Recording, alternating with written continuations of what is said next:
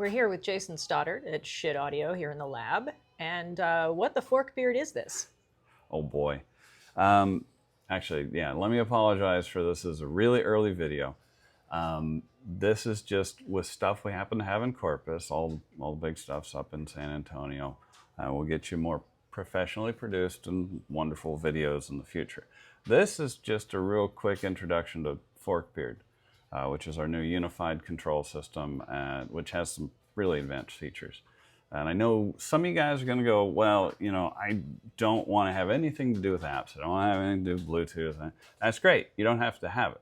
And in fact, it's 100% optional. If Lisa, if you can zoom in here, it's a little module that plugs into the board. And in fact, this is a finished one. I'm just, like I said, we're in the lab. This is just stuff we put together for a quick demo.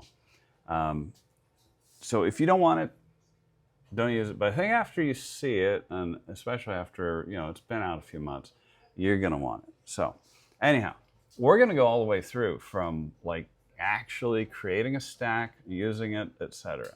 I have 3 units here. I have a very dangerous Cara, depending on where you grab it. I have a really ugly Gungnir 2 that's in pre-production metal. And I have in this case, an Azure. If you saw the video that Cheap Audio Man did from the show, you saw it working with Wotan. I'm doing an Azure to show you one of the little feature that it has. So I have the Forkbeard app on my phone.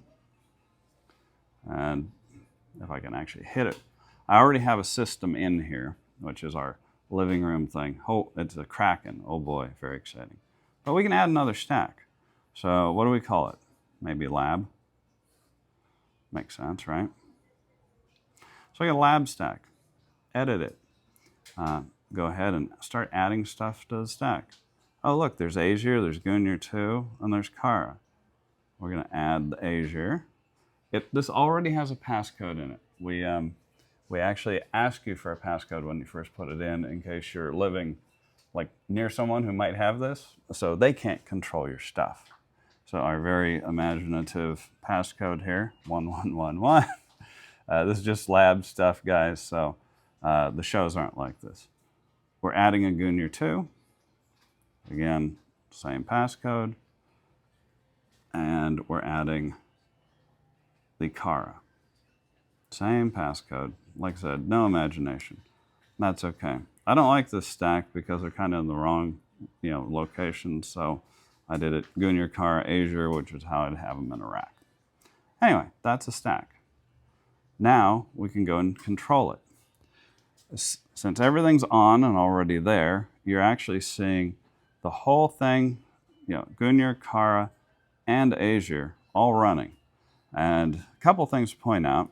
Azure, you notice the power output bars with the A on them? The A is the Class A point. It is now running in Class A. And if you turn it up, and in fact what I'm going to do is turn it up first from the unit, and you can see it change here.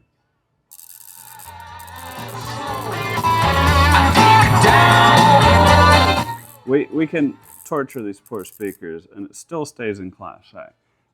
That it has about 5 watts Class A bias. And as you probably saw there, we're getting close to the yellow range. The yellow range is part of what we call visual volume, which is where you're getting near to clipping, and red is you're at clipping for the amp and for the preamp and for the DAC. It's for the exact system. So you always know how much volume knob you have.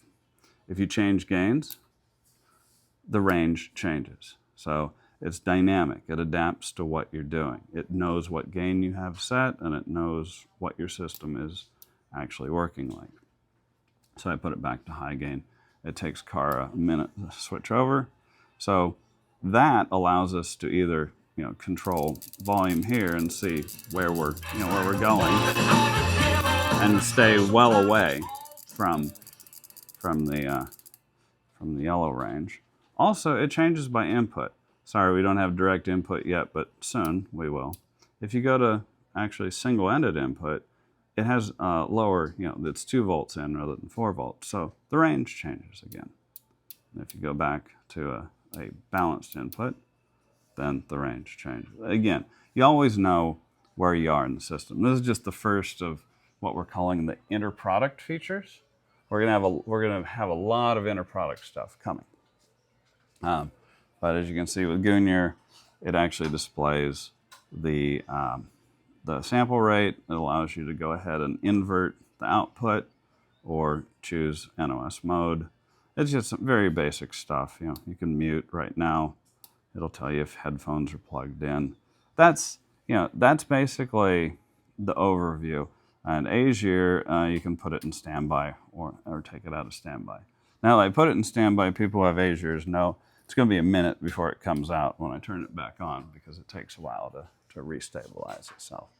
But that's the start. You can have one product and control it with this. You can have 3 products. You can have 4 products. You can have multiple products.